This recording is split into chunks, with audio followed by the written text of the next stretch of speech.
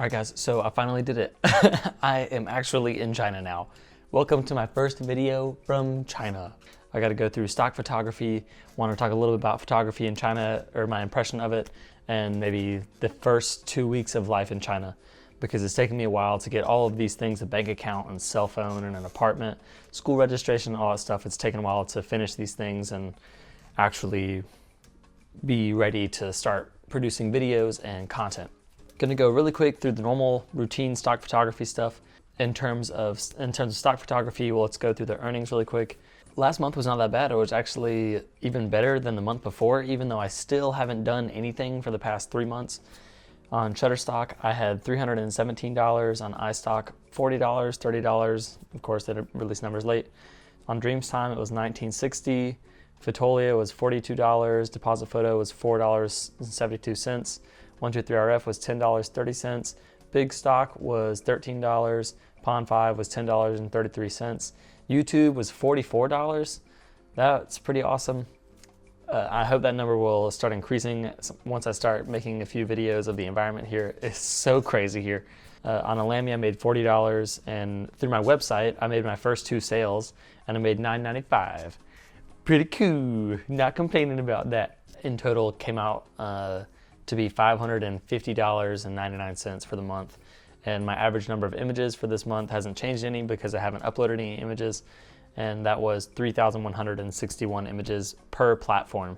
And before I forget, the money from last month was $550.99, which in China is about 3,500 renminbi at the moment of recording this video. And that honestly, including the scholarship that I'm getting from the university of only 600 renminbi per month, is enough to last me maybe 3 months here. I mean, taking the subway here costs maybe 5 renminbi, 6 renminbi. Taking the bus costs 1 renminbi. The food at school costs 1 to 2 renminbi, which if you convert it back over is just cents on the dollar. And that kind of gives you an idea of what my possibilities are with other people here in China and finding assistance for my stock imagery and media stuff. Those are the numbers for the month. There's been some cool stuff going on here. Just in the first 2 weeks, I have been thinking about how I can sort of streamline this stock photography operation, because since I've arrived here, I've been doing tons of photography, and I'm seeing probably a realistic goal of 200 images per month to produce. And in order for me to do this and also kind of manage my studies as well, I think I'm gonna need to start establishing a small organization or workflow to sort of process this mass of data. And a friend of mine offered to help me out with the metadata, and that will be the first person that I guess will be my coworker in this enterprise, I guess, and she will just be doing the keywording and the titles and the copyrights and all of that sort of management, and uploading them to platforms and categorizing them and stuff like that.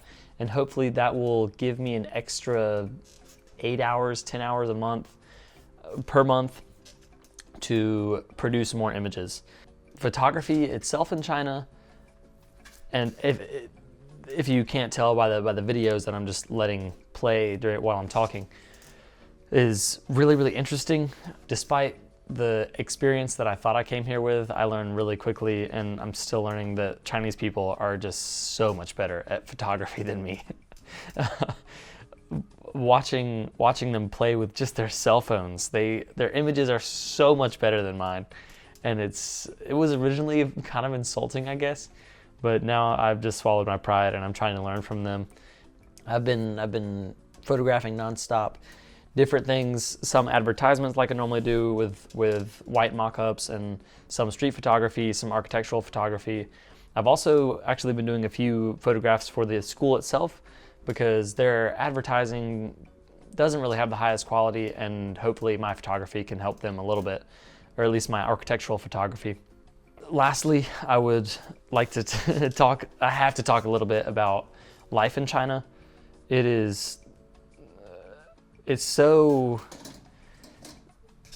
the first impressions are so blurry. I was talking on WeChat with my mom a few days ago, and I can't help but think that there are just so many differences in the daily life here that it's hard for me to sort of process all of them at one time, and I can only process one at a time. So I'm not going to make any statements about what life is like here right now, because I still am not really clear myself on what it's like. It's so different, and it's hard to articulate, but there really are just a myriad of fascinating differences that make every day here sort of a mini adventure. And I look forward to sharing that stuff also in the long term with you guys. These sort of this perspective at a Chinese university, studying print, being an American, coming from a German university. I mean, even when I tell Chinese people here where I'm coming from and what I'm doing here, they're kind of confused and maybe think I'm crazy. And I think I'm kind of crazy too. It really is. It's a lot to digest. So I will give you guys some snippets when I feel confident about making statements about the way things are here, but I can't right now. And I'm sorry that I can't, but you can just look along with me at these videos that I make and hopefully be entertained by them. I think that's pretty much it for right now. I don't want to make it too long of a video. I don't want to spend a whole lot of time editing this video. That's just my thoughts right now, and that's how stock photography is going.